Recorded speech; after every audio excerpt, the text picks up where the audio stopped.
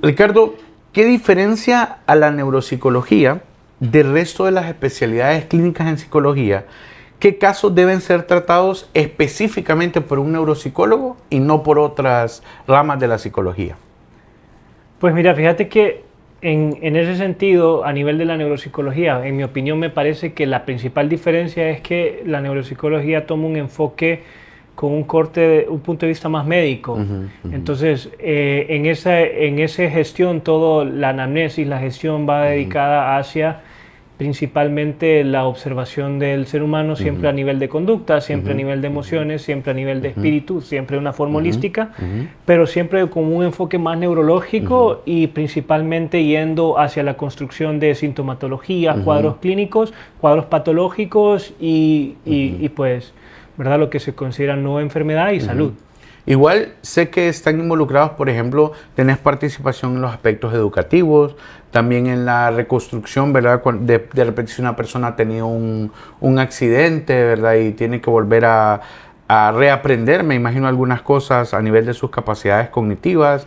¿En qué otras áreas podemos ver el trabajo de un neuropsicólogo? Bueno, o sea, la neuropsicología como disciplina en general, ¿verdad?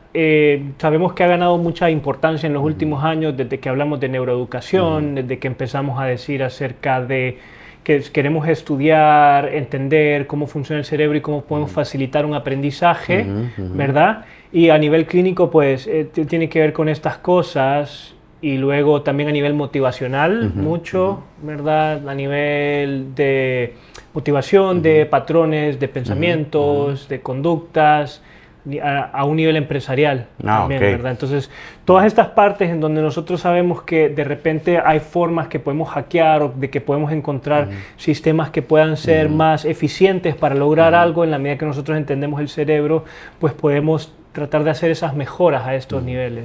Mira, esa pregunta que igual va más adelante, ¿verdad? Pero entender el cerebro, eso es bien importante porque se va mucho por la manifestación hoy en día, todo eso que está de moda, ¿verdad? Y en realidad sí hay algunos aspectos donde hay términos como el neurofeedback o la programación neurolingüística, que son términos que se vuelven muy atractivos, ¿verdad? A nivel de la venta, pero que difieren de lo que en realidad es la parte de la neuropsicología. Sí, en realidad a mí personalmente eso me molestaba hace algún tiempo. Creo que ahora ya lo he aceptado, creo que lo he aceptado un poquito más, pero antes sí me molestaba bastante. Era una cuestión, yo les decía a mis amigos que es una cosa como que vos pones la palabra neuro antes de cualquier palabra que sea y vende. O sea, vende principalmente y ya se vuelve todo una cosa, y yo así como neuromarketing, neuroventas, ¿verdad? Y yo como, o sea, no, o sea, vamos a los hechos, ¿verdad? Y lo cierto es que la mayor de personas que se autoadjudican el título de neurocientífico no tienen formación neurocientífica per se, mira. ¿verdad? Y eso es algo que personalmente me molesta porque yo llevé biología molecular, por ejemplo, llevé neuroanatomía, microneuroanatomía, macroneuroanatomía, ¿me entendés? Entonces yo me eché estas clases que me dan una conceptualización básica del funcionamiento en sí, y luego viene una persona que hizo un taller de neuro y dice, bueno, yo soy neurocientífica porque trabajo con cosas que son neurológicas que no entiendo muy bien, pero trabajo con ellas. Y de repente no pueden ni definir el término sinapsis, pero ahí van. Exactamente, y luego no saben qué son los receptores GABA ni los AMPA, pero están en el cerebro y algo hacen. Cabal, sí, y yo creo que, bueno, justo hablando de las cosas que están de moda, se dice mucho que el estrés es la enfermedad del siglo. Ahora, sí es innegable, ¿verdad? Que hay muchas enfermedades, el aspecto de la somatización que también se da a nivel corporal a raíz del estrés, etc. Si habláramos a nivel de la estructura cerebral, ¿de qué manera el estrés crónico o los traumas, por ejemplo, haber tenido un accidente automovilístico, haber sobrevivido a un incendio, ¿verdad? Cualquier cosa que pueda generar un trauma, cómo afecta el funcionamiento del cerebro en una persona? Ok, bueno, tomando esa pregunta y conectándola con la pregunta que habías hecho antes de cuáles son los temas que principalmente trata el neuropsicólogo, Específicamente el área como primordial de la neuropsicología clínica, como se conceptualizó allá por los años 60, cuando Luria empezó a desarrollar y se empezaron a investigar estas partes que describe Oliver Sacks en sus muchos libros. El concepto que nosotros le dábamos era principalmente lesión cerebral, ¿verdad? Principalmente la neuropsicología empezó como el estudio de las lesiones cerebrales y específicamente el estudio cognitivo de lesiones cerebrales, ¿verdad? Porque luego el neurólogo mira lesiones cerebrales, pero más enfocada a otros aspectos. Nosotros nos especializamos en los aspectos cognitivos. Entonces, cuando hay una lesión cerebral, eso es primordialmente neuropsicología. ¿Por qué pasa eso? Yo he tenido casos, por ejemplo, de colegas que les gusta, ya sabes, ¿no? Meterse en áreas que de repente no tienen tanta experiencia. Y he tenido casos de pacientes que tienen problemas nésicos y los diagnostican con problemas lingüísticos y viceversa, pero los pacientes que tienen problemas lingüísticos y los diagnostican como si fueran nésicos, ¿verdad? Porque vienen y dicen, tiene anomia, ¿verdad? Una vez recibí un reporte de una colega diciendo que el paciente tenía anomia, ¿verdad? Que es la dificultad de encontrar nombres a las palabras, y el paciente tiene un trastorno amnésico por una lesión talámica, ¿verdad? Central, que encima es un tipo de lesión súper jodida de trabajar y evolucionar, porque la lesión talámica tiene poca probabilidad de rehabilitación, ¿verdad? Entonces, específicamente es como esa área, ¿no? Entonces, vos me estabas preguntando que... ¿Cómo el estrés o de repente estas afecciones que generan cambios a nivel cerebral, cómo de repente afectan la conducta? Por ejemplo, desde la neuropsicología, ¿cómo podés identificar cuando el estrés está afectando la estructura cerebral de alguien? Esto es lo que yo les explico siempre a mis pacientes y yo creo que es una cosa muy importante que todo el mundo sepa. La cuestión con el estrés, ¿verdad? Que está relacionada de alguna manera con el miedo principalmente,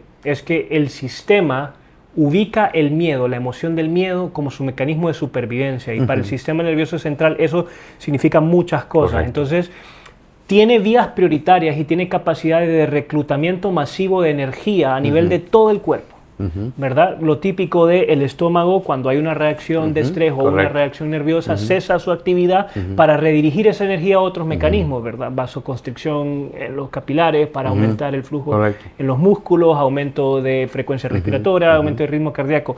Esa capacidad que tiene el miedo de hacer ese reclutamiento, de poner todo el sistema en alerta, que tiene un propósito de supervivencia al final del día, hace que todo el cerebro, ¿verdad?, se vea activado en esas situaciones. Correcto. Y nosotros en Facebook tenemos una publicación que me gusta mucho en NEPSA. Tenemos una publicación que en una imagen te muestra todo lo que está pasando cuando vos estás teniendo esa reacción de estrés en el cerebro y fuera del cerebro, ¿verdad? Porque no, o sea, la reacción empieza, digámoslo así, empieza en el cerebro, pero termina en todo el cuerpo. Claro. ¿Verdad? Entonces tenés un aumento de exotoxicidad, ¿verdad? Porque tenés glucocorticoides, los tenés en exceso en zonas donde definitivamente, digámoslo, no deberían de estar. Luego tenés disminución de monoaminas, disminución de factores tróficos, ¿verdad? De proteínas que producen trofismo. Correcto. Entonces se produce una exotoxicidad, toxicidad en las células, en general en el cerebro, en estos estados. Pero después vos tenés la hipófisis y tenés la adenohipófisis, y a través de la adenohipófisis en el eje hipotalámico, ¿verdad?, tenés la liberación hacia niveles hormonales, ¿verdad? Y entonces ahí empezás a generar inflamación, ¿verdad? Correcto. Estados proinflamatorios a nivel de sistema nervioso central, tenés a nivel de, quiero decir, sistema inmune, ¿verdad? Y luego los más conocidos que son los del tema de... gastrointestinal, ¿verdad? Entonces, ahí es donde vemos que la capacidad de afectación de todas estas áreas definitivamente es significativa. Y entonces nosotros descubriendo esto y descubriendo que, digamos, que podemos decir que hace 80, 90 años las personas no se estresaban tanto como ahora. Sí, en definitiva. De hecho, eso era una de las preguntas que viene más adelante, por todos los cambios que hay a nivel de la sociedad. Pues nuestro cerebro no está diseñado para vivir de repente con tan pocas horas de sueño, de repente, o sobreestimulado, por ejemplo, a nivel de las pantallas. Bueno, la parte de las redes sociales, por ejemplo, que yo le explicaba a alguien por qué el TikTok, por ejemplo, o ahora el Instagram, todo eso se vuelven tan adictivos cuando uno está, ¿verdad?, en esos videos de segundo tras segundo, segundo tras segundo, y ha impactado tanto incluso a nivel del arte, la música, nos volvimos presos de la cultura de la inmediatez, donde nuestro cerebro buscamos que esté siempre en constante estimulación, ¿verdad? Bueno, y los celulares precisamente lo que hacen es eso. Es que son una especie de experimento social, ¿verdad? Bueno, mira, fíjate que, ¿sabes qué hace el neurólogo cuando quiere hacer un electroencefalograma a un paciente epiléptico y de repente no está viendo las puntas hondas de la epilepsia en el electro? ¿Sabes cómo lo estimula el electro?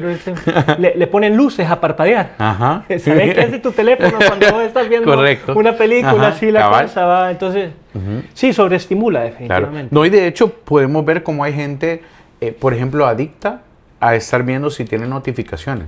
O sea, gente que está cada rato encendiendo la pantalla, tiene el reloj, pero encienden la pantalla del teléfono para ver la hora, ¿verdad? Contame ahí a mí. Bueno, igual, ¿verdad? Entonces, igual, para continuar, primero te doy la bienvenida y te agradezco por aceptar la invitación. Ricardo José de León, los títulos te voy a permitir que te los des vos. Neuropsicólogo, sé que te grabaste en España, nos vas a contar un poco de la experiencia también.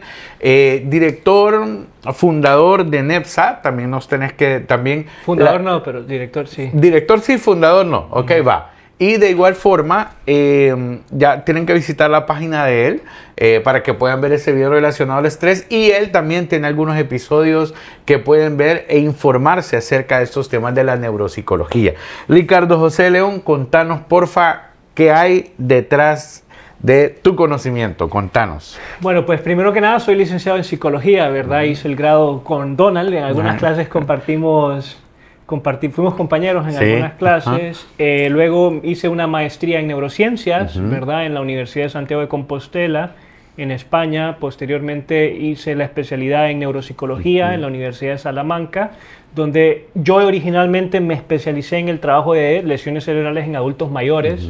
Principalmente me especialicé en eso y después la vida me fue llevando a enfocarme más en el ámbito pediátrico y me terminé especializando haciendo neurologopedia, ¿verdad? Que es principalmente enfocado en comunicación y lenguaje, ¿verdad? En neurologopedia, que la logopedia es el equivalente en Latinoamérica de fonoaudiología, ¿verdad? Entonces saqué una maestría después en el Instituto Superior de Educación en España. Hice neurologopedia, entonces, y ahí me empecé a especializar como en neuropsicología pediátrica, ¿verdad? Más enfocada hacia autismo, hacia problemas en el lenguaje, la evolución del lenguaje y estas cosas. Contanos un poco, entiendo yo que estás actualmente a punto de hacer ya tu doctorado, ¿cierto? Sí, ahorita ya estoy en mi tercer año de doctorado, ha sido un camino bien difícil, tengo que aceptarlo. Empecé en la Complutense de Madrid, ¿verdad? Empecé en la Universidad Complutense de la Madrid haciendo mi doctorado en autismo, ¿verdad? Y actualmente me cambié de universidad y actualmente estoy en la Universidad de Loyola, ¿verdad? Siempre en España, ¿verdad? Entonces ahí estoy en mi tercer año, son de 7 años en teoría. Estoy viendo si tal vez puedo terminarlo en 2 años más, en 5 años, ¿verdad? Pero a veces toma 7 años el ¿Cuántos doctores en psicología hay en Honduras? No lo sé, fíjate que le escribí al Colegio de Psicólogos hace no mucho, no es una queja, pero no tienen el dato. les pregunté que quería que me dijeran si me podían decir así como cuántos doctores habían. Creo que les pregunté también otra cosa de como que me dieran una lista de los neuropsicólogos para tratar de contactar, hacer unas cosas. Y no me la consiguieron. Yo personalmente conozco a 4 o 5 que tienen doctorado. Sí, hay en realidad como doctores en psicología que hayan hecho el proceso, porque se requiere mucha investigación, mucha inversión de tiempo e ingresos, ¿verdad? Así que es importante que ustedes puedan seguir la página de NEPSA para que puedan educarse y saber que hay profesionales de calidad en nuestro país que también se educan en el extranjero y que vienen también a entregarnos como población ese conocimiento. Sí, entonces después, fíjate que, bueno, NEPSA se fundó en España, en realidad la fundó Rubén Pérez Elvira, ¿verdad? Que es el fundador y director en NEPSA en España. En España NEPSA tiene 3 centros en este momento. O sea, sos parte de una cadena. Sí. NEPSA está, o sea, digamos que casa matriz está en España y luego en Salamanca específicamente, tiene un centro en Valladolid y tienen otro al sur. Siempre se me olvida si es en Alicante o es en... pero está al sur, ¿verdad? Tiene 3 centros y entonces yo hice mis prácticas, o sea, yo hice mis prácticas profesionales, las hice en un hospital, ¿verdad? Que eso me parece importante decirlo también, fíjate, porque la rotación de neuropsicología hospitalaria para mí fue fundamental en entender una serie de cosas, de ciertos protocolos que yo veo que aquí no se cumplen, y yo digo así como que es que por algo es que están, ¿verdad? Entonces esa rotación en el Hospital Provincial de Zamora, que era un hospital grande que atendía toda la provincia, donde pude ver una exquisitez de casos, impresionante. Bueno, mi práctica profesional yo la hice ahí, y posteriormente pedí unas prácticas adicionales porque pues, quería hacer más prácticas en NEPSA. Ahí fue donde conocí a Rubén, me formé en neurofeedback, hice la certificación de QEG, de mapeo cuantitativo EEG, y luego me especialicé en terapia de neurofeedback con... al principio no fue con él, pero después terminó siendo con él, porque primero me fui a Sevilla a hacer la formación, y después cuando regresé yo estaba haciendo prácticas ahí en ese momento, y el man me dice así como, yo, o sea, con el instituto, que es un instituto en Alemania, ¿verdad? Que hiciste el taller, yo soy instructor en el instituto. Venite para acá, mi amor. Y yo me quedé así como, ¿qué? Fue una cosa bien chistosa. Entonces ahí nos hicimos buenos amigos. Ahorita en ese momento él es uno de mis codirectores de tesis, es Rubén, ¿verdad? Él está codirigiendo mi tesis, entonces es una persona muy amable. ¿Y en qué le estás haciendo? En autismo. Siempre utilizando tu experiencia acá. Sí, o sea, mi tesis doctoral va dirigida hacia la evaluación dinámica del autismo. Nosotros vemos que todavía estamos lejos de poder evaluar adecuadamente el autismo y diagnosticarlo también adecuadamente. Personalmente he recibido muchos falsos positivos y falsos negativos de autismo, y seguro yo me he equivocado en algunos también, porque uno usa los instrumentos que tiene disponible, usa los instrumentos reconocidos por los cuales tú tienes que hacer una certificación para poder aplicarlos. Y aún así, esos mismos instrumentos que han sido aceptados, digamos, por la Academia Americana de Neurología, ¿verdad? Se han aceptado por la APA también. Por la APA también, naturalmente, pero también se han aceptado hace poco di una charla en el Congreso de Pediatría aquí en San Pedro, bueno, no lo hicieron en San Pedro, fue en el lago, y ahí recogí todas las acreditaciones, los organismos que han reconocido estas herramientas como las mejores para el diagnóstico de autismo, que es lo que quiero decirte. Y aún así hemos visto que hay ciertos errores en esos instrumentos. Sí, claro. No, y de igual forma, hay que aceptar que también dentro de nuestra profesión nadie estudia ni ejerce para equivocarse, ¿verdad? Igual nuestros colegas, ¿verdad? No es ningún juicio, porque todo el mundo recibe equivocaciones de otros reciben equivocaciones mías, tuyas, etcétera, ¿verdad? Una pregunta, a lo largo de esto veo que hay mucho en cuanto a las lesiones. ¿Qué hay de este término de la neuroplasticidad y su importancia para la recuperación? ¿Cuál es tu postura con respecto a esto? Me encanta, la neuroplasticidad me fascina. Si hay una charla de neuropsicología y no se habla de neuroplasticidad, no es una charla de neuropsicología. Donald, mira, la gente creo que en general ya empieza a tener una idea de qué es la neuroplasticidad, y por ahí va la vaina, pero una de las cosas que yo he podido notar es que siempre hablan de ella de una forma positiva. Y entonces ahí yo creo que tengo un pedacito para poder aportar desde la experiencia que yo tengo y explicarle a las personas que la neuroplasticidad no es ni positiva ni negativa. Simplemente es una condición del cerebro humano. La neuroplasticidad puede adaptarse para generar patologías y puede adaptarse para generar crecimientos y recuperarse de patologías. Mira. ¿Verdad? Entonces, cosas como el Tourette, cosas como la fibromialgia, que sabemos que la fibromialgia tiene importantes componentes emocionales relacionados con estrés y problemas crónicos emocionales. Cosas como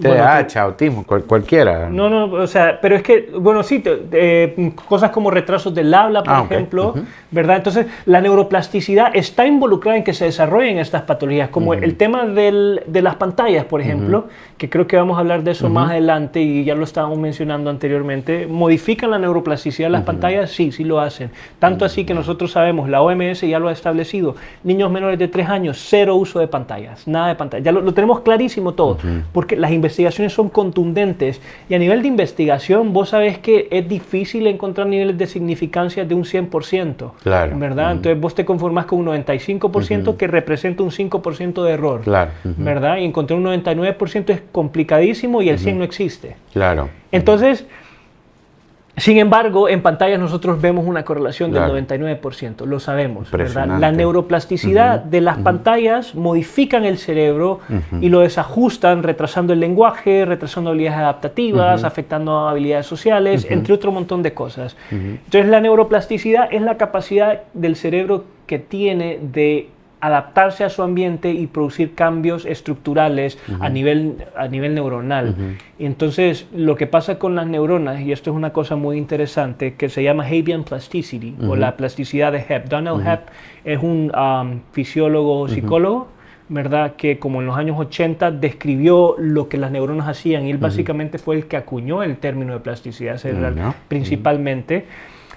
Lo que ellos eran capaces de ver es que la morfología de la neurona es capaz de modificarse y cambiar, no en cuestiones de años, en cuestiones de meses. Ah, mira. ¿Verdad? Entonces es como que vos mires un árbol esta semana y lo ves así como con su forma y al día siguiente lo ves completamente recto. Claro. Así. Eso es lo que tenés que imaginarte, cómo las neuronas pueden modificar su morfología, su capacidad de adaptación hacia el ambiente. Y en ese sentido, otro término importante que la gente conoce menos es la epigenética. Ajá, sí. Que esto es donde nosotros empezamos a ver de la importancia que tiene el ambiente en la genética. Tanto Correcto. así que nosotros tenemos investigaciones que prueban que el ambiente puede expresar genes. ¿Verdad? Que el ambiente influye en la expresión génica. Correcto. ¿Sí? Y hay algunos casos de evidencia a nivel más como popular, para no tener que entrar tanto en detalle, que ejemplifica eso de una manera muy básica. Son los que nosotros llamamos niños salvajes. Yo personalmente he documentado, o no he documentado, digámoslo así, pero he encontrado, ¿verdad?, la documentación de evidencia de 7 casos específicos de niños salvajes, que son estos casos de niños que por X o Y razón quedaron descuidados en una negligencia extrema total. Algunos se crearon con lobos en España, por ejemplo, uno que es uno específicamente que tengo como on the back of my head right now, y luego hay otros así como que se han documentado que quedaron en la naturaleza. Uno se crió con lobos, otro de repente sobrevivió porque comiendo de tal y cual.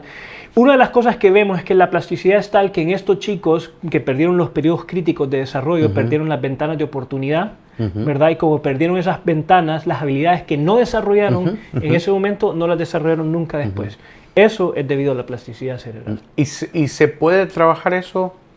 Pues en estos casos no, porque por eso es que los llamamos periodos críticos, Donald. ¿Me entiendes? O sea, los periodos críticos son ventanas de oportunidad. Una vez que se cierran, si se cierran, no las puedes abrir de nuevo. Interesante. Mira que justo con eso, porque recuerdo de un chico que tuve la oportunidad de conocer en algún momento. Yo fui director del Instituto Municipal de Educación Especial y recuerdo un chico que su forma de caminar era bastante primitiva, ¿verdad? Su forma de caminar y me generó mucho impacto el hecho de ver que él vio un trapeador y el trapeador estaba húmedo y lo que él hizo fue chupar el trapeador, ¿verdad? Y había un grifo para que lo pudiese abrir. Pero volvemos a la parte de la negligencia, ¿verdad? De que tampoco se tienen estos estímulos. Ahora, hoy se conoce los motivos del incremento del autismo, TDA, TDAH y otras neurodivergencias que les llamamos ahora. ¿Qué nos podrías comentar desde tu experiencia? Bueno, ahí hay un poco de o sea, mi opinión es un poco polémica en ese sentido, ¿verdad? Hay personas que piensan que el incremento drástico, porque es un incremento abismal, o sea, cuando vos estudias matemáticas y ves los números, entonces, nosotros estudiamos estadística, ¿verdad? Y la estadística tiende a tener unos patrones reconocibles. Cuando vos ves que hay muchas puntuaciones que están acá y de repente ves unas que están allá en el extremo, vos decís, eso es algo raro. Claro. Ahí algo falló. Yo no creo que eso sea real. Yo más creo que ahí hay algo que está fallando en la medición. Y calibras instrumentos. ¿Me entendés? Porque Correcto. vos decís como no puede ser. Que yo tenga 5, 5, 5, 5, 5, 5, 5, 5, 25. Difícilmente. Más probable es que algo haya fallado ahí. Entonces hay personas que quieren hacer pensar que el debido del incremento es por un tema de concientización, ¿verdad? Que es cierto. Somos mucho más conscientes en relación a los trastornos del neurodesarrollo hoy en día. Las personas lo conocen, saben de ello, ¿verdad? Lo leen en internet, lo leen en libros, lo leen en conferencias en aspectos divulgativos, se hacen días internacionales para tratar de producir conciencia, para tratar de generar apoyo, ¿verdad? Que es muy importante. Y entonces hay personas que piensan que es debido a eso, pero las investigaciones demuestran lo contrario, ¿verdad? Yo te voy a decir que en el 2014, cuando estaba en neuropsicología, yo hice mi trabajo de fin de máster, lo hice en TDAH, ¿verdad? Y una de las investigaciones que estaba recopilando para la redacción del marco teórico fue justo específicamente hacia por qué se está viendo un incremento tan alto de TDAH y actualmente por qué se está viendo un incremento tan alto de autismo. Y en esa investigación que hicieron, que fue una revisión sistemática, donde revisaron muchos artículos, decían, no, el nivel de conciencia y el nivel de que se hubiera esperado que hubiera un incremento, pero no el nivel de incremento que se ha tenido. Hay muchos otros factores que vienen de la mano a influir a este sentido. Yo te diría principalmente ambientales, porque, o sea, yo leí un artículo en algún momento de la hipótesis de la reducción génica, ¿verdad? El genoma está mutando, está cambiando, entonces como que está... Y hay una hipótesis que plantea eso, pero no parece una hipótesis que tenga mucha validez. Más se inclina hacia temas relacionados con ambiente. Mira que la gente, bueno, yo he escuchado diversos comentarios al respecto. Vos estás más dentro de esa área.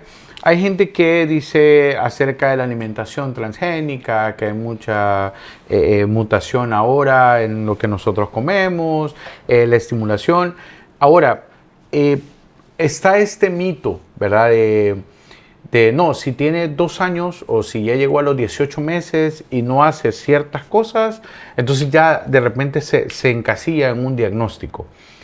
¿Qué se puede hacer cuando un padre, porque también me imagino que te ha tocado que hay padres de familia que se resisten a un posible diagnóstico, ya sea de autismo o de cualquier otro diagnóstico? ¿Cuál es la mayor lucha que has tenido como neuropsicólogo para lidiar con ese tipo de situaciones? Es una cosa complicada, ¿verdad? Yo también hay algún debate en ese sentido. Hay personas que dicen que encasillar a los chicos es contraproducente. El otro día estaba viendo el título de una conferencia que quería intentar verla, pero no tuve chance para hacerlo, ¿verdad? Y decía así como, los diagnósticos no son pronóstico, ¿verdad? Ahora, yo como clínico, ¿verdad? Como te digo, como una orientación neuropsicológica, en donde lo que vemos es una sintomatología, un cuadro clínico, que buscamos un tratamiento para evitar precisamente complicaciones en el futuro, ¿no? Entonces vos, cuando tenés cáncer, tratás de agarrarlo temprano, porque si lo agarras tarde... Correcto. Sabes que las consecuencias van a ser peores. En cambio, si lo agarras temprano, hay muchas cosas que puedes hacer. Entonces, más o menos el concepto que tenemos nosotros es eso, y cuando nosotros hablamos de diagnóstico en autismo, siempre decimos que tiene que ser temprano. Correcto. ¿Sí? Entonces, en relación a eso, hay personas que vienen y dicen que es encasillar al niño y estigmatizarlo. Y entonces los diagnósticos en psicología tienen sus pros y sus contras. Correcto. ¿Verdad? Y no creo que haya mucho que podamos hacer, porque no se trata como a nivel social el enfoque que le das, porque ya no es como antes, que era como el psicólogo van los locos, y era una connotación más negativa en ese sentido. Sino que son cosas que yo creo que en realidad sí tienden a producir cierta afectación. Si vos agarras un cipote y lo tratás como autista, vas a limitar su desarrollo. Claro, definitivamente. Y bueno, y de hecho, mira que esta pregunta no la había pensado, pero yo recuerdo que en cuanto al sistema educativo, hubo un tiempo donde hubo una lucha donde se hacían unas aulas recurso, donde se buscaba tener estos estudiantes y retirarlos y tenerlos en una clase especial. Luego vino todo esto de la inclusión y que ahora deben estar dentro del aula, pero también, si mal no recuerdo, la bandura que hablaba del aprendizaje vicario, ¿cierto? Sí. Y ¿qué tanto hay? Porque está esta teoría de Donald, pero es que de repente si yo tengo a mi niño con autismo y lo pongo a estudiar o a querer aprender con un niño que tiene síndrome de Down y con un niño que tiene TDAH, ¿qué tan contraproducente puede llegar a ser eso o qué tanto puede ayudar a la socialización desde tu perspectiva?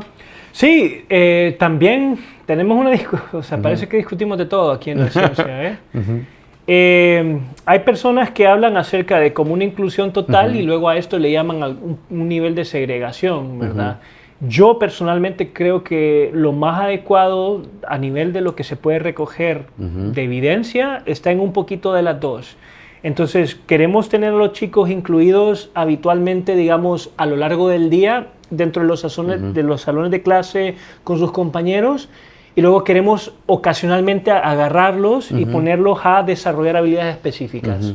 Entonces, un poquito de ambas, ¿verdad? Porque no se trata de que los vamos a agarrar y los vamos a poner juntos, porque sí, efectivamente, limitamos su desarrollo de esa forma, de si los ponemos únicamente a estos, ¿verdad? Acá, no se benefician, correcto, no se benefician de ver el aprendizaje vicario, justo como lo dijiste tú, no se benefician de ver lo que hacen niños que de repente no tienen sus mismas limitaciones. Todos tenemos limitaciones al final del día. Sí. De hecho, te iba a preguntar, no sé si bueno, en España si hay otro tipo de enfoque en Europa o si has conocido de otros, ya sea en Estados Unidos, Canadá u otros países, porque sí sé que en Honduras, para una persona, por ejemplo, para una persona con autismo y que definitivamente no puede a nivel verbal, ¿verdad?, comunicar, porque siempre se comunican, pero quizás no de la misma manera, hay muchos retos para llegar a la parte académica, para llegar al mundo laboral. A veces se tienen ideas que pienso que las ideas son buenas, pero realmente no atacan el problema, que es como ponerlos a aprender oficios, ¿verdad? Pero desde tu perspectiva, desde tu conocimiento, perdón, en otros países existe una manera diferente de abordar estos casos para una inclusión a nivel social, o en definitiva no hay en el mundo espacio para este tipo de situaciones.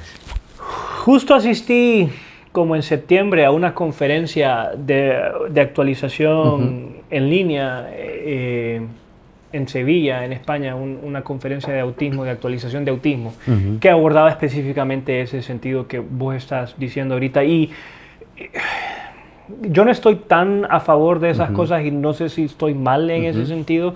Es algo que está generando auge actualmente, pero ellos plantean, va un poco de la mano con lo que comentas tú, Donald. Vienen y te dicen como tenemos que tener a todos los niños en el aula de clase, no deberíamos de sacar a ninguno y más bien el aula de clase debería estar construida de manera tal que todos puedan estar en ellas independientemente de nada, ¿verdad? Y luego, y en ese mismo sentido, estas personas promueven una sociedad totalmente inclusiva, ¿verdad? Completamente inclusiva, en donde dice así como la sociedad debe adaptarse completamente hacia estas discapacidades, ¿verdad? Y entonces ellos hablan de temas de calidad de vida y entonces mencionan de que estos conceptos eventualmente van a quedar anticuados y que en un futuro las cosas van a ser muchísimo más inclusivas a todos los niveles en ese sentido, y que ni siquiera esta conferencia que vi, el doctor mencionaba que ni siquiera los diagnósticos van a tener mucho sentido, ¿verdad? Porque, ¿verdad?, una sociedad en donde ya tenés ese nivel de inclusión es como que... Pero yo no estoy del todo de acuerdo con eso, ¿verdad? Y yo creo que esa es una de las cosas más complicadas que puedo decirte, porque creo que hay mucho peso a nivel institucional grande que apoya, ¿verdad?, financia y va en estos criterios. Entonces creo que mucha gente me dice así como, este man no sabe lo que está diciendo, no sabe lo que está hablando, ¿verdad? Bueno, por algo has estudiado. Pero te preguntaba porque yo sí veo una realidad bien cruel de lo que viene siendo el futuro para algunas personas que no logran desarrollar algunas habilidades. Donde hay dificultades para, por ejemplo, se vuelven enteramente dependientes de sus padres o de sus cuidadores. Y aprenden algunas habilidades básicas, ¿verdad? Ir al baño, bañarse, etcétera. Pero sé que hay casos, ¿verdad?, bastante graves que llegan a ser un reto, ¿verdad? Vamos a ver qué sucede en el futuro. En un mundo, Ricardo, donde TikTok es, entre TikTok, Google, Instagram, la gente ve psiquiatras, psicólogos, neuropsicólogos, coaches financieros y de todo, todo el mundo se autodiagnostica. ¿Qué conductas prevalecen en la adultez de un TDAH adulto? ¿Cómo se ve? Bueno, sabemos que no todos los síntomas son iguales para todas las personas, pero, por ejemplo, todas las personas con autismo ordenan cosas. Porque se tiene mucho ese mito de... Yo he tenido adultos que vienen y me dicen, que por cierto, ahí te los he mandado, no sé si irán, pero yo siempre, no, eso no. Hay gente que ¿cómo sé si yo soy autista? Y de repente notas que hay ciertas características, pero la gente quiere darse cuenta si son o no son o si tienen un diagnóstico. ¿Cómo puedes ver un TDAH, un TDA, un autismo en la adultez? Una persona que nunca se lo han diagnosticado. Nosotros con la CIF, en neuropsicología principalmente, ¿verdad? Pero con la CIF, que es la Clasificación Internacional de Funcionamiento, ¿verdad? Basamos estas patologías en el nivel de funcionamiento que tienen. Y en ese nivel es cuando nosotros hablamos de discapacidades, ¿verdad? Entonces, cuando vos tenés a alguien que de repente no puede caminar, o de repente alguien que puede caminar pero cojeando, o de repente alguien que puede caminar pero necesita muletas, y entonces ahí vos estableces un nivel de funcionamiento. Entonces, de esa misma manera, nosotros establecemos el nivel de funcionamiento del individuo, y hay un nivel de funcionamiento donde definitivamente se vuelve patológico y viene acompañado de una serie de problemas y de cosas. Nosotros sabemos que hablamos de un espectro, ¿verdad? Entonces, dentro del espectro, la variabilidad es grande. Entonces, a ese nivel todos podemos tener algunos rasgos, todos podemos tener algunos síntomas, pero se vuelve patológico cuando el funcionamiento se vuelve un problema serio en la vida del individuo. Entonces yo tuve un caso, un tipo que era un genio, ¿sí? A veces me mira en redes sociales, así que si me estás viendo, yo sé que sabes que estoy hablando de vos. Era el man me recitaba el DSM, ¿va? Estábamos en consulta y el man diciéndome los criterios diagnósticos que ni yo me sé del DSM-4 en su momento, cuando lo atendí, ya algunos años. Y él me decía, no sé, ¿verdad? Pero empezamos a notar una serie de cosas. Había empezado, él para ese momento tenía alrededor de 35, 40 años. Había creado y quebrado 4 empresas para esa edad. Había empezado sin culminar alrededor de 3 carreras. Había tenido alrededor de 4 novias, una esposa, un divorcio, ¿verdad? Y no tenía amigos. Interesante. Y entonces empezamos a hacer la evaluación y ver qué está pasando aquí, ¿verdad? Y definitivamente cuando evaluamos la cognición social, cuando empezamos a ver su capacidad de gestionar a nivel emocional, a nivel de inteligencia emocional, vemos había una deficiencia, había un funcionamiento ahí que no era capaz, y ya nos remitimos a síntomas. Y entonces ahí es donde venimos y decimos claramente, aquí hay algo que está pasando. Y para él fue muy liberador y fue una revelación muy importante. Toda su conducta, toda su personalidad cambió en ese momento. Claro. ¿Verdad? Bueno, y eso es la importancia también por lo que hablabas de los diagnósticos, porque hay gente que recibir un diagnóstico sí es un alivio, porque sí es una respuesta a algo que no comprenden. Y ahorita te escuchaba y mencionabas acerca de la inteligencia, ¿verdad? Y todo eso. Y yo dije, ¿qué pensará Ricardo de las inteligencias múltiples? Son fascinantes, es que todos somos inteligentes, solo que no en las mismas vainas. De acuerdo. Y justo yo le explicaba eso a alguien porque él quería, una persona, una pareja, quería traer a su hijo, que es una persona, Ricardo, que podría estar sentado frente a nosotros y dibujarnos en un lienzo a la perfección, pero no quería ir a la escuela. O sea, ya tenía más de 20 años, no tenía interés de terminar en el colegio, etcétera, pero realmente veías en él una habilidad impresionante para el arte. ¿Ya tenía qué edad, perdón? 20. 20 años. 20 años. No era un niño. No era un niño, ¿verdad? Entonces, Sí. pero desde niño, de hecho, lo retiraron de la escuela como en castigo y el niño feliz porque se dedicaba a dibujar, se encerraba en su cuarto. Entonces puedes notar esto. Ahora, hay muchos mitos alrededor del funcionamiento del cerebro, que el hemisferio izquierdo es lógico, que el hemisferio derecho es más intuitivo y visual. ¿Es eso verdad? ¿Y qué verdaderamente es el cerebro? ¿Y cómo funciona? Voy a empezar por el final. Ajá. Nadie en este planeta te puede decir exactamente qué es el cerebro y completamente cómo funciona. No hay un neurólogo, neurocirujano o genetista o biólogo molecular que te pueda explicar cómo funciona el cerebro al 100%, porque no lo entendemos. Hay muchas cosas del cerebro que no entendemos todavía a nivel científico en el mundo. Muchas cosas. Vos tenés que pensar que la neurona se descubrió hace menos de 200 años, la neurona. Tenemos menos de 200 años de entender qué es la neurona, correcto, básicamente. Sí, entonces no podemos contestar esas cosas, y en relación a eso se dan cualquier cantidad de mitos. Ese es uno de los que más me choca a mí, porque me dicen así como que este hemisferio es tal y este hemisferio es tal. Huevos, el cerebro no está dividido ni compartimentalizado. Nosotros, el cerebro es tan complejo que para tratar de entenderlo, ¿verdad?, a nivel didáctico, lo tendemos a compartimentalizar en neuropsicología. Como neuropsicólogos nosotros nos vemos en la necesidad de, por fines didácticos, tratar de subdividirlo de alguna forma cuando el cerebro no está subdividido de ninguna forma. El cerebro funciona en equilibrio y comunicación sinérgica, momentánea. Son pocas las cosas que verdaderamente están localizadas. Una de las pocas es el lenguaje, la famosa área de Broca y la de Wernicke. Que claramente sabemos que esas áreas de ahí sí se encargan como de procesar esas cosas, ¿verdad? Pero de repente vos tenés lesiones en áreas externas que no son de estas específicas y tenés la misma sintomatología que cuando tenías una lesión ahí. Entonces eso te dice diasquisis, se llama eso, ¿verdad? Diasquisis. Podemos conocer algunos como la función del sistema límbico.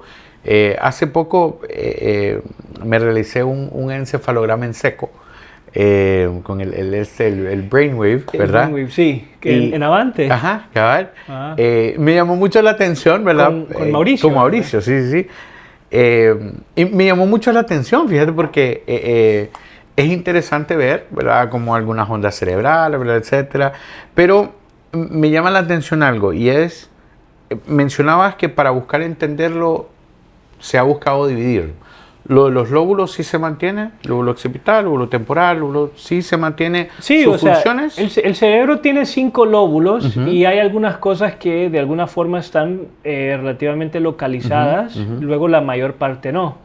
Entonces nosotros sabemos que la corteza visual primaria, ¿verdad?, que es decir, donde procesamos la vista y que genera lo que se llama ceguera cortical, cuando tienes una lesión de ahí, está en el lóbulo occipital. Nosotros sabemos que principalmente el lóbulo occipital procesa la vista, ¿verdad? Luego nosotros también sabemos que las cortezas auditivas, ¿verdad?, izquierdas y derechas, las cortezas primarias auditivas también están justo al lado donde está el área de Wernicke, en regiones temporales, ¿verdad? Nosotros sabemos que el hipocampo tiene funciones específicas relacionadas con la memoria, pero no únicamente con la memoria, y sabemos que, por ejemplo, la memoria no se almacena en el hipocampo. Correcto. ¿Verdad? Entonces, hay una serie de criterios así que nosotros más o menos sabemos, pero lo que nosotros entendemos, y luego nosotros ahora hablamos de Rich Club, ¿verdad? Que son, los Rich Club son redes. Son redes. Entonces nosotros ahora hablamos de circuitos en vez de localizaciones, ¿verdad? Y entonces hablamos del circuito tal, ¿verdad? Y hablamos del Rich Club, que es una serie de circuitos que están relacionados en funciones corticales superiores, ¿verdad? Entonces estas son las cosas que sí, creo que, o sea, y esto es importante porque creo que uno como ser humano, bueno, siempre venimos desde aspectos filosóficos en queriendo comprender de dónde venimos, etcétera, y cómo funcionamos, pero la importancia de la neuropsicología tiene que ver con su funcionamiento también, no solamente cognitivo, sino también a nivel operativo, de qué podemos hacer con nuestras manos, movimientos, etcétera. En realidad todo sí tiene que ver con nuestro cerebro. Ahora, volviendo a las bases, de cómo estamos creando, ¿verdad? A los hijos hoy en día. ¿Cuál es tu opinión sobre el impacto de la tecnología, el uso excesivo de los dispositivos electrónicos en el desarrollo cognitivo de los niños? Mencionabas un poco anteriormente. Antes, creo, Ricardo, que la gente utilizaba la tecnología como premio, ¿verdad? Porque de repente allá por, qué sé yo, los 90, 2000, no era normal que una persona pudiera tener acceso a una computadora, a internet en aquel entonces. Pero ya hoy en día es como para mantener ocupado al niño, ¿verdad? Es como para que el niño no llore. Mencionabas que definitivamente antes de los 3 años un niño no debería estar expuesto a las pantallas. ¿Qué hay en una cultura como la nuestra, donde desde el inicio, desde que están recién abren sus ojitos y ya empiezan como para que no llore? ¿Cuál es tu perspectiva al respecto? Te lo diría de esta manera. ¿Viste que te hablé de los niños salvajes? ¿Qué entendiste de los niños salvajes? Que no tenían los estímulos apropiados para desarrollarse a nivel social y que se quedaban como en las etapas primitivas. Exactamente. Pues es precisamente eso. Es negligencia parental al final del día. Entonces, el niño salvaje, agarraron a este que te estaba comentando yo, que se crió con lobos en España, lo agarraron y alrededor de por un periodo de 8 años le dieron todas las terapias que existen en la faz de la tierra, tratando de, ¿cómo te digo?, de hacer el chico una persona civilizada. No fueron capaces de hacerlo. El chico jamás desarrolló el lenguaje, el chico jamás logró tener un trabajo y, como lo dijiste tú, perfecto, se quedó en etapas primitivas. Entonces, eso es lo que pasa con los teléfonos. Casualmente, hoy tuve la conversación con un paciente que me dice, no, yo le pongo videos educativos de entretenimiento, donde le enseñan colores y le enseñan no sé qué la cosa, y yo le digo así como, Dios mío, eso no le estimula un pito al niño, no le estimula nada, es simplemente negligencia, pero es una cosa muy fácil, Donald, es una cosa muy sencilla, agarrar el teléfono, ponérselo al niño y así como, no, mira esto, que no sé qué, pero los periodos críticos pasan y las afectaciones persisten en el tiempo. Entonces, por eso es que esto no es una cosa nueva, ya, o sea, la gente está empezando a... Yo cada cuanto me miro un video de una persona diciendo no le pongas pantallas a tus nenes porque sabemos que es un desarrollo nefasto, y es el tema de la neuroplasticidad. El cerebro se vuelve plástico y el cerebro se va atrofiando y llega un periodo en donde por más que hagas, eso no va a cambiar, ¿verdad? Entonces sí, las tecnologías son tal. Y es que también pasa que yo, por ejemplo, en mi casa solo teníamos un televisor y yo creo que tenía como 7 años cuando mis papás compraron el primer televisor así como grande. Había un televisor que apenas funcionaba, ¿verdad? Y solo había uno. Claro. Ahora... O sea, cada niño tiene un televisor en la mano y es un nivel de negligencia, y esa es una de las principales causas del aumento en diagnósticos. Claro. No, de hecho, claro, la gente dice, pero es que antes eso no sucedía. Creo que estábamos expuestos a diferentes cosas. Creo que tal vez vos tuviste, al igual que yo, la oportunidad de jugar con tus vecinos, de poder compartir algunas actividades al aire libre. Surge este término, no sé, o sea, no sé quién lo acuñó, lo escucho socialmente, que son los niños pandemia, ¿verdad? Que sí, eso sí sé, ¿verdad? Que sí ha habido una dificultad en el desarrollo de sus habilidades sociales. Creo que de igual manera, niños que nacen en el 2020, 2021, también hay una dificultad porque tienen que haber una carga de estrés diferente en los padres. ¿Qué hay de ese término de niños pandemia? ¿Realmente ves un antes y un después? Sí, yo creo que estamos fallando como sociedad, drásticamente. ¿Qué espacios tenés donde los niños puedan ser niños abiertamente? Sí, muy pocos. De hecho, ya casi no ves niños jugando en las calles como antes lo podíamos ver, ¿verdad? No, y entonces yo como neuropsicólogo tengo que dar recomendaciones en la realidad en la que vivo, porque tengo que adecuarme al contexto. Yo no le puedo decir al padre así como, mire, lo que se tiene que hacer es eso si el contexto no se lo permite. Claro. Yo lo que le digo a los padres es, meta a sus niños en actividades extracurriculares.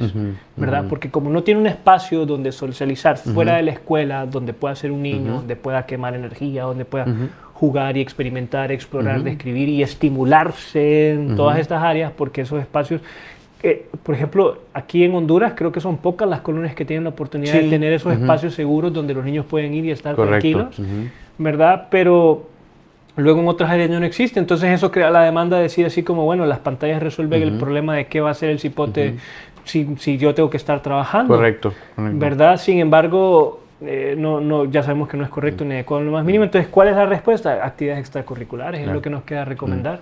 Incluso lo podemos ver en las familias, como ahora, antes, no sé si esto pasaba en tu casa, pero yo me acuerdo que mis papás tenían como un silbido para cada cosa. O sea, de repente, o sea, te llamaban y ahora es como por grupos de WhatsApp, ¿verdad? Yo estaba a 2 calles jugando con mis vecinos, estaba a 2 calles de mi casa jugando con mis vecinos y mi papá se iba a la puerta de la sala, hacía un silbido, ¿verdad? Que ni puedo hacerlo yo y era un silbido muy fuerte y yo ya sabía que si yo no estaba ahí en los siguientes 5 minutos yo iba a estar en un pedo. Correcto. Y era algo tan importante como llegar y hoy en día yo lo veo en las comunicaciones de las personas, de repente me Donald, y mi respuesta es como, mande, ¿en qué puedo servirle? O algo así, y la gente es como, ya eso no existe. Yo me acordaba que antes mi papá me llamaba y yo iba a la puerta, sí papá, ¿qué necesita papá? Etcétera. Hoy en día la comunicación se ha perdido.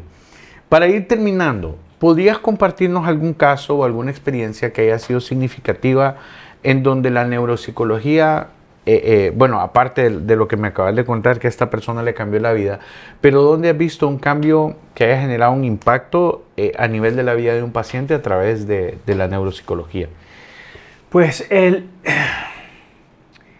caso que más me resuena a mí fue el de una familia, era un señor que desarrolló una fascia, ¿verdad? Porque tuvo un ictus, ¿verdad?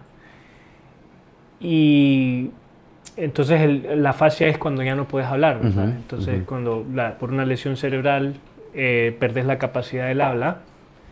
Y yo estaba como recién graduado de neuropsicología, fue aquí en Honduras, recién había regresado. Y para mí fue un caso muy, muy significativo, ¿verdad? Cuando finalmente, porque las terapias neuropsicológicas son largas, ¿verdad? Muchas de ellas toman años. Y cuando ese señor eventualmente logró hablar, ¿verdad? Y la familia vino y me agradeció y me dieron un obsequio en realidad. Creo que esa es una de las veces que más me he conmovido yo con un paciente y con los niños, pues creo que muchísimo más. Claro. También, ¿verdad? Porque los nenes, o sea las cosas con los niños son más fuertes, claro, ¿verdad? Pero, o sea, digamos, esa fue la primera persona que yo te puedo decir así como que habla porque yo lo saqué de ahí. Pudiste ver tu trabajo. Esa sensación que en neuropsicología de adulto no se mira tanto, porque la neuropsicología del adulto tiende a no tener la misma plasticidad que la neuropsicología en el niño, ¿verdad? Entonces es distinta, pero esa vez fue una de las cosas que yo te digo, Donald, hace una sensación que me dijo, esto vale la pena todos los días. Claro. Y a nivel infantil, la violencia, Ricardo, ¿educa? No. ¿La violencia modifica las estructuras cerebrales? ¿Un niño que es educado con golpes desarrolla de la misma manera que una persona que no?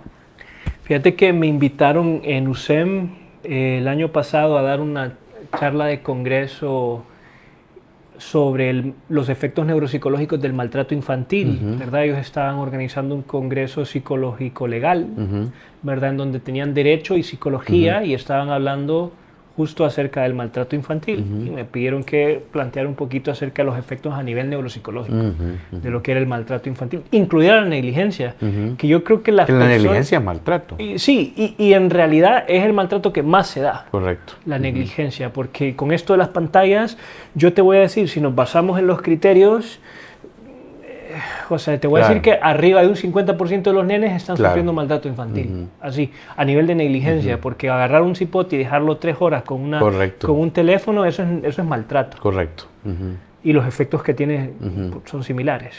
Pero bueno, a nivel de maltrato físico, ¿verdad? Agresiones físicas, hemos visto indicadores muy grandes que afectan el desarrollo, a nivel de CI, por ejemplo, a nivel de desarrollo cognitivo, pero yo creo que el más importante de todos es a nivel de habilidades sociales, principalmente inteligencia emocional y habilidades socializar, se ven significativamente afectadas por el maltrato físico. Interesante.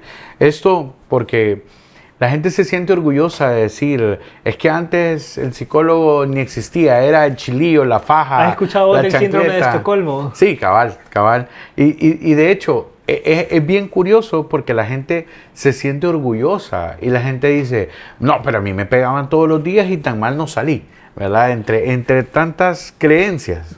Tan mal no salí. Correcto. ¿Qué es el síndrome de Estocolmo? Correcto. ¿Dónde?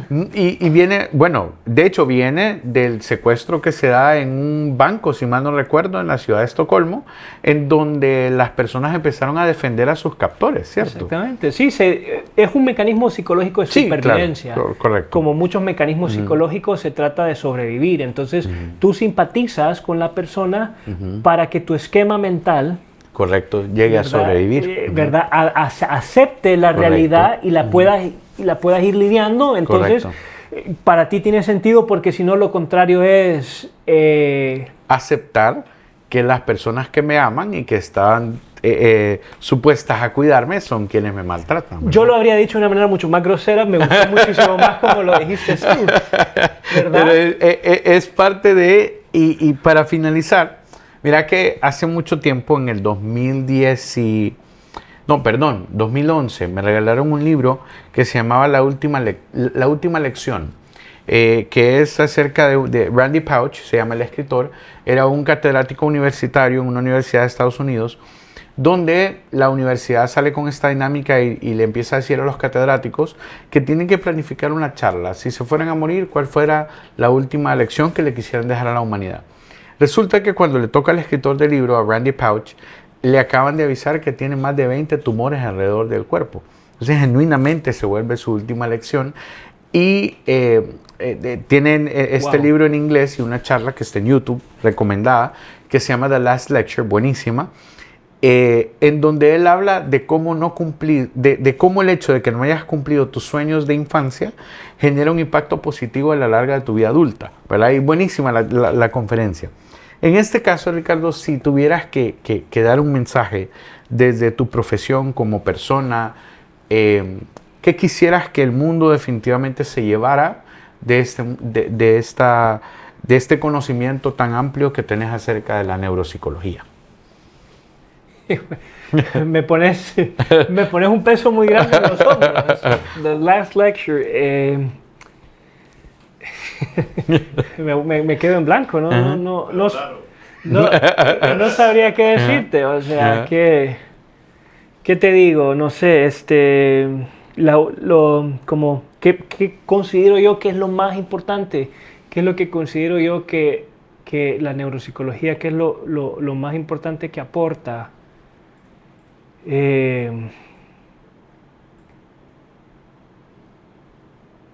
O va a nivel de la humanidad. Yo creo que la neuropsicología, porque cabe resaltar que sí es un abordaje diferente a la psicología social, sí es un abordaje, vaya, por ejemplo, una persona que viene conmigo por problemas de pareja, no vamos a tener el mismo abordaje desde la parte de la neuropsicología que desde la mía.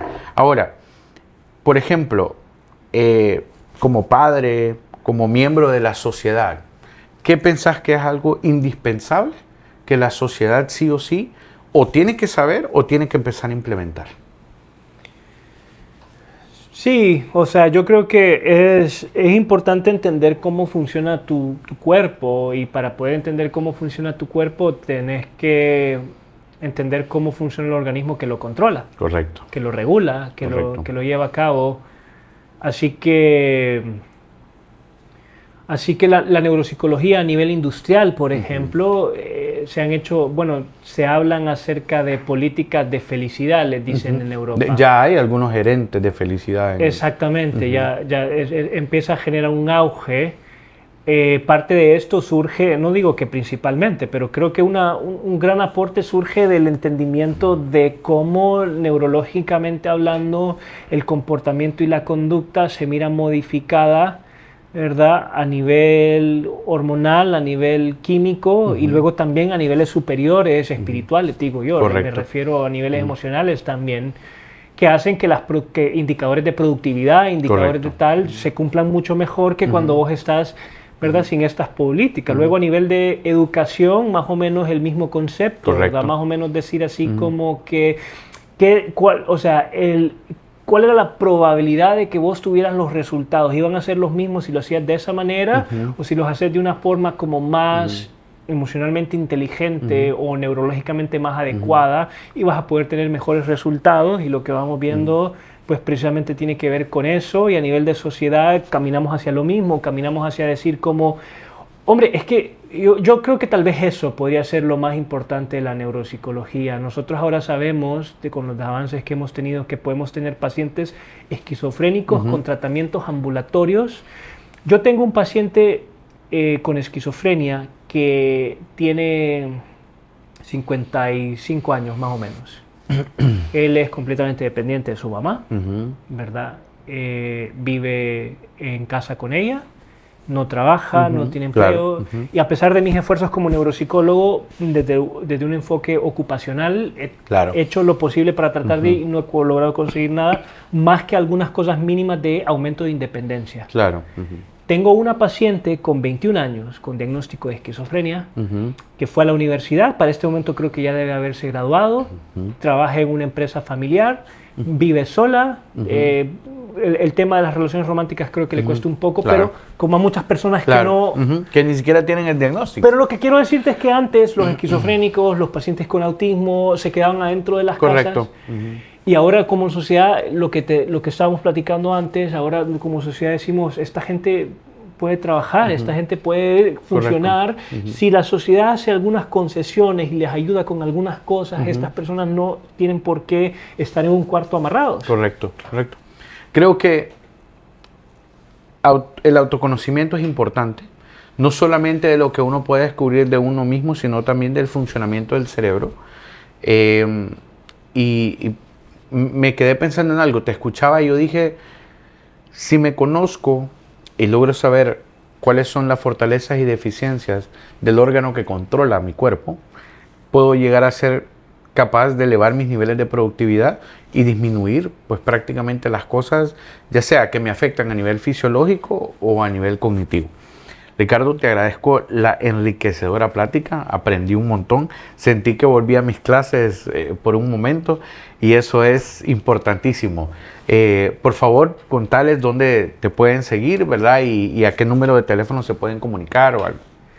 Sí, pues nersa.hn, ¿verdad? En Instagram, Facebook, TikTok, nosotros habitualmente vamos subiendo contenido así informativo. En general buscamos ofrecer como algunos conceptos de temas que las personas a veces no saben o no controlan para mantener información en redes sociales, ¿verdad? Y si quieren hacer citas, ya sea en cualquier tema relacionado con neuropsicología, terapia del lenguaje, tenemos psicólogo clínico, tenemos una terapeuta de parejas también, ¿verdad? En el 3387 Lo busco. 3387-0485. Estoy 90% seguro que ese hay un 10% que podría ser que no, ¿verdad?